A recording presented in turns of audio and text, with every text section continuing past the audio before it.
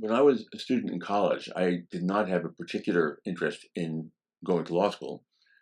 This was in 1968, the height of the Vietnam War, and there was one more year of graduate student deferments from the draft. And so most of my classmates and I were looking to find something to do in graduate school to avoid the draft. And most of my college roommates had decided to go to law school.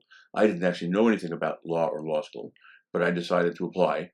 And I applied to a bunch of different law schools, and I was accepted to them. And I decided to come to Chicago, really for only one reason. My girlfriend at the time was moving to Northwestern, and I wanted to be in the same city as her. So I said, okay, what the hell? I'll come to Chicago and go to law school here.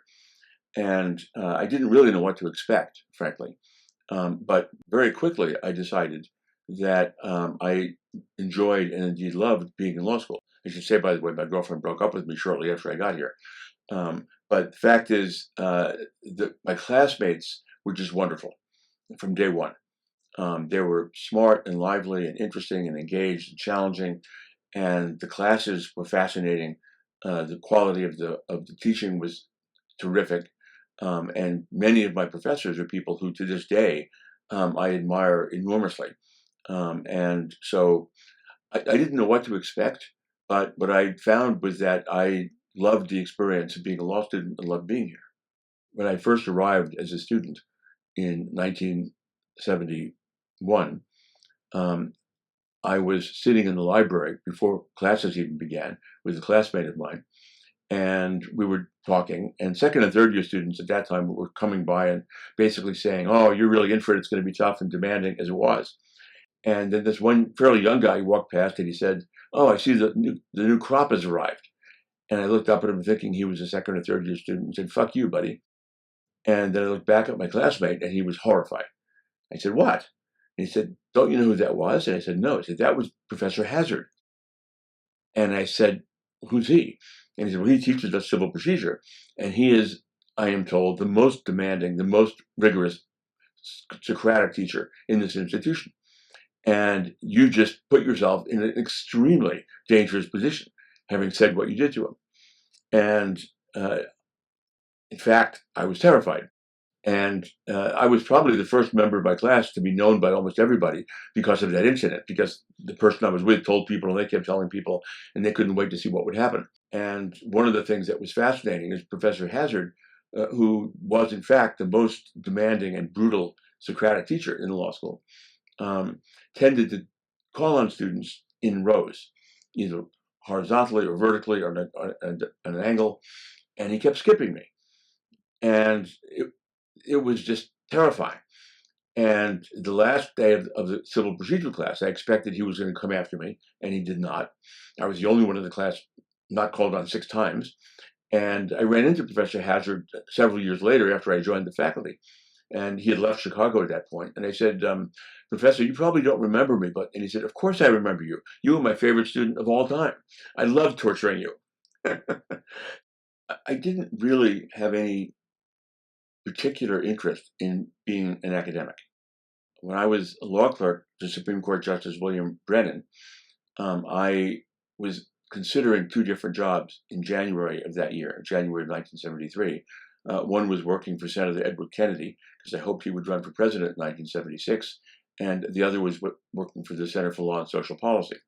And then I got a call from one of my favorite professors here, Owen Fiss, who was chair of the Faculty Appointments Committee. And he said to me, "I want you to come out and interview for a job here." And I said, "Professor Fiss, I'm very flattered, but I don't really have any interest in being a legal academic." And he said, "You'd be great at this. Trust me about this. You'd really love it." And I've never been very good at saying no to people on anything. And he called several times. And finally, I said, "Okay, I gave in. I'll come out and do that." But because I didn't actually want the job, I decided to take an approach to the visit that was intended by me not to make me very appealing as a candidate. I first of all decided to disagree with all of the faculty members in my interviews with them about everything and to be pretty brusque about it. And I also decided to give a presentation to the faculty on a crazy topic, which was that heroin addicts have a constitutional right to purchase and possess heroin, which I thought the faculty would regard as ridiculous. And I remember getting on the plane to fly back to Washington and thinking, "I can't believe I blew it. I had a great time. I should have done this the right way. And to my amazement, several weeks later, I got a call from the dean, Phil Neal, offering me a position. And it turned out that I had completely inadvertently um, come across the right strategy to get a job here, which is to be disagreeable and problematic and challenging. And I did exactly what they were looking for without intending to do that. Um, in my early years of teaching, I was a bit of a hippie. I had long hair and I didn't wear a tie when I taught. One of the things that was quite fascinating about coming back and joining the faculty only 2 years after graduating is that the students were basically my peers. And from that standpoint, I developed relationships with them that were much more personal than I ever would have expected. And that was very satisfying and engaging. And I'm still in touch with many of the students who were in my first classes in 1973 or 1974, and value them to this day as friends. Looking back on my experience, um, I would tell my younger self, be thankful that you made the decisions you did, even if you didn't think they were the obviously right decisions. You lucked out. And I never would have imagined that I would be here 50 years later. Um, I thought when I joined the faculty, this would be something I do for a couple of years and then move on to something different, government or whatever. But I would basically, looking back on that, I would tell myself, you were extraordinarily lucky to have been called by Professor Fiss and then invited to join the faculty and made the wise decision to join the faculty, even though at the time I wasn't at all sure it was the right thing to do. But I would say, looking back, that I was extremely fortunate to have made those decisions, even though I didn't at the time know that they were the right ones.